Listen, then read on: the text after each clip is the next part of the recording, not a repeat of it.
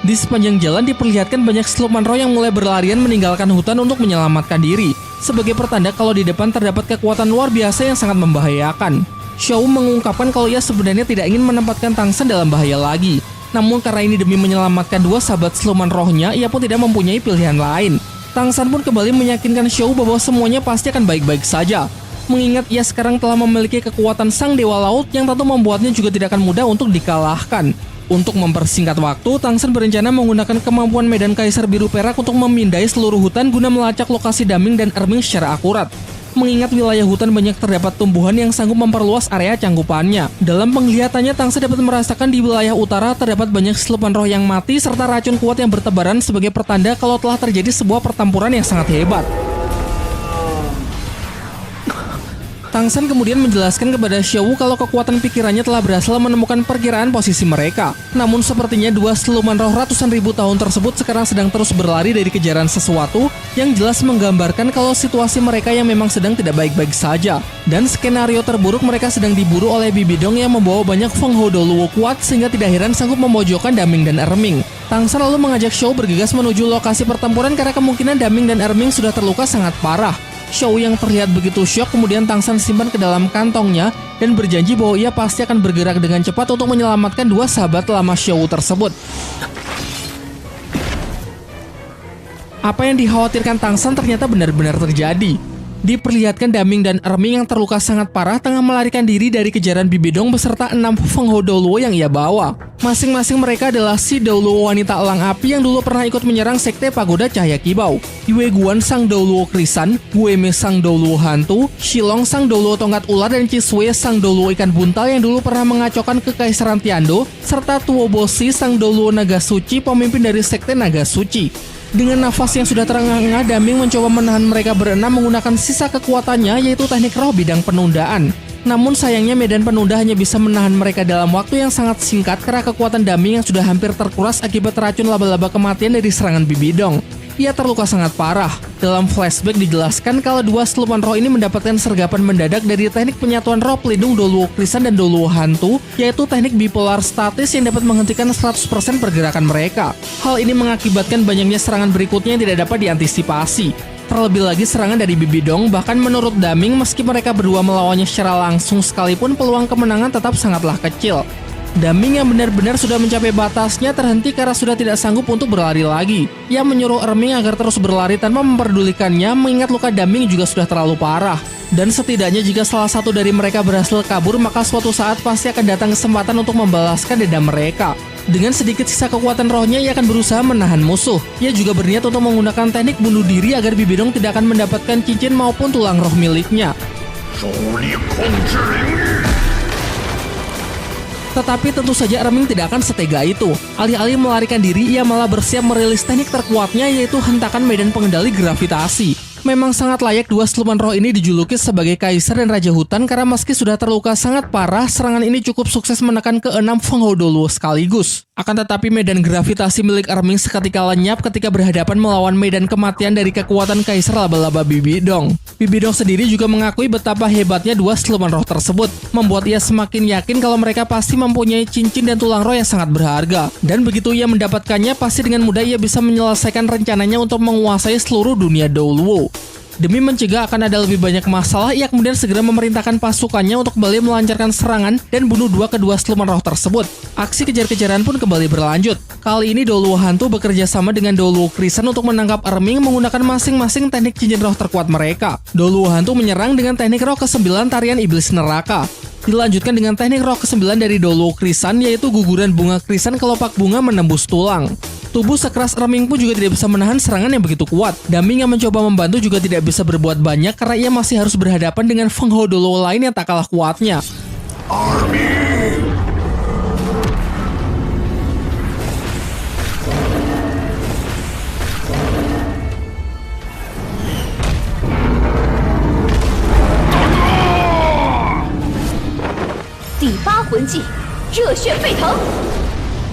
Tetapi beruntung finishing dari Doluo elang api berhasil Erming gagalkan menggunakan teknik petir penghancur bumi.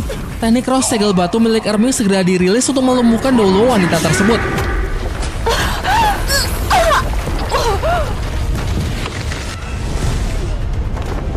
Gelombang udara yang tercipta menggetarkan seluruh wilayah hutan. Tang Shen yang sedang menuju lokasi pertempuran pun juga dapat merasakannya. Terasa aura roh yang kacau di mana kemungkinan ini menjadi teknik terakhir dari siluman roh Daming dan Erming menjelang kematian mereka. Dari kepekaan medan rumput biru perak juga sangat terasa kalau kekuatan roh dari dua siluman tersebut berkurang banyak hanya dalam waktu singkat. Dan setelah debu sisa ledakan Bibidong singkirkan, terlihat kalau salah satu Fenghodolonya kini telah tewas. Gueme mengusulkan agar mereka melancarkan serangan sekali lagi, namun Bibidong menolak dengan alasan tidak perlu membuang-buang kekuatan lagi karena setelah merilis serangan barusan, pasti racun dalam tubuh dua siluman roh tersebut semakin cepat menyebar. Maka dari itu ia memerintahkan untuk memperlambat pengejaran dan cukup menunggu sampai keduanya tidak bisa lagi bergerak. Hari sudah mulai gelap. Tang Shen yang masih terus mendekat dapat merasakan kalau para Master Roh yang memburu Daming dan Erming masih terus melakukan pengejaran, yang mana berarti serangan terakhir menjelang kematian barusan belum bisa memberikan luka yang berarti kepada para Fenghodoluo Kekaisaran Roh Pelindung, serta sama sekali tidak sedikit pun mampu melemahkan aura milik Bibidong. Dikhawatirkan kemampuannya mungkin sudah tidak kalah dari bos Saishi yang berada di level 99. Hal ini membuat Tang Shen menjadi ragu apakah ia bisa menyelamatkan Daming dan Erming dengan kekuatannya saat ini. Meski setelah melewati sederet ujian Dewa Laut, kekuatannya sudah jauh meningkat dan di level 85 ia sudah sanggup mengalahkan para Fenghodoluo biasa. Namun kalau Bibidong sepertinya sejak awal sudah jauh melampaui Fenghodoluo biasa. Baik dari segi level, teknik cincin maupun tulang roh, ia tidak akan mempunyai kesempatan untuk bisa menang. Bahkan mungkin sekalipun menggunakan kekuatan dari Trisula Dewa Laut, mengingat sampai saat ini ia juga belum bisa mengembangkan seluruh potensi dari senjata dewa tersebut. Sempat berharap andai saja Tang Chen dengan pedang asuranya bisa datang untuk membantu. Namun hal itu tidak akan mungkin karena kakek buyutnya tersebut sudah terlanjur mengambil jalan yang berbeda. Di waktu yang bersamaan, Erming akhirnya terjatuh setelah racun di tubuhnya sampai ke jantung, membuatnya begitu kesulitan bernafas dan situasi semakin diperburuk dengan kedatangan Bibidong bersama para Fenghodoluo yang sudah berhasil mengejarnya. 倒下吧，成为我的魂环魂骨，是你们的荣幸。 大明二敌的气息又变弱了。 Ketika situasi sudah benar-benar terdesak, untuk saja Tang Shen berhasil datang tepat waktu. Ia menembakkan kekuatan dari cahaya Dewa Laut tepat ke arah Doluo Hantu, kemudian menggunakan Trisula Dewa Lautnya untuk menikam dan membunuhnya dalam sekejap. Teriakan memilukan terdengar dari Doluo Krisan yang memang memiliki hubungan dekat dengan Doluo Hantu. Namun tidak ada waktu untuk berduka atas kematiannya, karena pertarungan melawan Tang Shen langsung diambil alih oleh Bibidong yang memperlihatkan roh pelindung pertamanya, yaitu Kaisar Laba-Laba Kematian dengan 9 cincin roh, 2 kuning, 2 ungu, 4 hitam, dan 1 merah.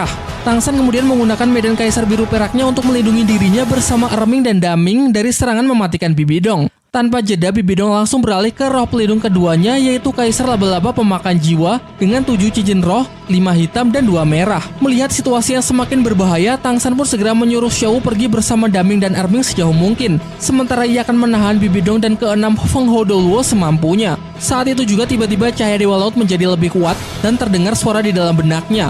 Suara tersebut mengajari Tang Shen bagaimana cara menggunakan 3 teknik pertama dari 13 teknik dari Trisula Dewa Laut. Teknik pertama adalah gelombang tanpa bentuk yang sanggup membatasi pergerakan target selama 8 detik. Teknik kedua adalah kehampaan 1000 tahun yang merupakan teknik serangan massal. Terlihat banyak awan emas dipanggil menyerang ke arah musuh dan memberikan serangan ledakan. Dilanjutkan dengan teknik ketiga bernama perjalanan tanpa kembali. Sebuah serangan tunggal yang hanya menargetkan Bibidong, meski tidak dapat membunuhnya, setidaknya cukup membuatnya terluka parah. Tang Shen pun memanfaatkan kesempatan ini untuk segera pergi menyusul Xiao, sementara Bibidong beristirahat untuk memulihkan diri. Ia tidak terbunuh berkat teknik dari cincin roh ke-9-nya, yaitu tubuh abadi, yang mana tidak akan bisa mati kecuali jika terkena serangan tingkat dewa yang sesungguhnya. Xin kemudian beralih ke tempat Daming dan Erming yang menyampaikan rasa terima kasihnya kepada Tang Shen karena telah memenuhi janjinya untuk selalu melindungi Xiao. Erming lalu mengatakan bahwa kini sudah saatnya Tang Shen berkorban untuk kebangkitan Xiao. Tanpa membuang-buang waktu lagi, Tang Shen pun segera menusuk lengan kanannya sendiri menggunakan Trisula Dewa Laut untuk mengambil tulang roh Xiao. Selanjutnya ia juga akan mengembalikan cincin ke-6 yang dulu pernah diberikan Xiao, meski ia tahu setelah mengembalikan kekuatan Xiao dirinya akan mati. Namun Daming dan Erming yang sangat kagum dengan ketulusan Tang Shen tidak akan membiarkannya mati begitu saja. Keduanya pun sepakat untuk melakukan pengorbanan demi mengisi dan mengganti kekuatan Xiao yang akan dikembalikan oleh Tang Shen. Di bawah pengorbanan mereka, Tang Shen ternyata telah mencapai level 90 sehingga pengorbanan Daming mengisi cincin roh ke-9-nya, serta tulang rohnya melekat di tangan kanan Tang San dan memulihkan lukanya dengan sangat cepat. Giliran Erming yang datang setelahnya, tulang rohnya melekat ke tangan kiri Tang San dan cincin rohnya menjadi cincin roh pertama untuk roh pelindung palu Hao Tian. Sementara itu, Bibi Dong yang telah kehilangan jejak Tang San benar-benar sangat marah. Terlebih lagi, ia dapat merasakan kalau Tang San baru saja selesai menyerap cincin roh 100.000 tahun lagi, sehingga pemuda itu pasti akan menjadi penghalang terbesarnya di masa depan. Singkat cerita, Tang San bersama Xiao mendatangi kebun tanaman dewa milik Du Gubo, di mana tempat ayah dan ibunya tinggal. Ia lalu melepaskan medan kaisar biru perak dan cahaya dewa lautnya, yang sangat mengejutkan karena Ajin mengalami pertumbuhan yang sangat cepat.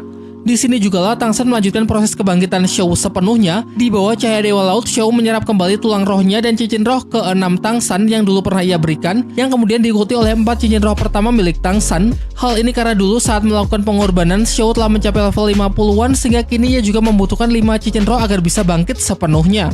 Tang San yang kehabisan tenaga akhirnya jatuh pingsan. Ketika dia bangun, dia dan Xiao berpelukan sambil menangis sebelum pingsan lagi. Membutuhkan waktu 3 hari untuk pulih sepenuhnya, sementara ibunya di bawah cahaya dewa laut telah tumbuh sepertiga dari ukuran tubuhnya. Tang San kemudian menjelaskan bahwa dia memiliki sebuah cara untuk menghidupkan kembali ibunya dan memulihkan anggota tubuh ayahnya. Singkat cerita, Tang San dan Xiao memberanikan diri untuk pergi ke hutan dan bertemu dengan siluman kaisar laba-laba berusia 50.000 tahun lebih untuk dijadikan pengganti cincin roh keempat milik Tang San. Ia juga menggunakan kemampuan medan biru peraknya dan kekuatan pikiran untuk merasakan keberadaan makhluk. Tang San berhasil menemukan siluman roh lain yang setidaknya berusia 50.000 tahun untuk memulihkan cincin roh yang tersisa. Ia juga berhasil menambahkan 2 cincin roh pelindung palu Hao Tian dalam kurun waktu 3 hari. Setelah kondisi Tang San benar-benar sudah pulih dan Ayin juga sudah bisa berhasil dibangkitkan, mereka sekeluarga berangkat menuju sekte Hao Tian.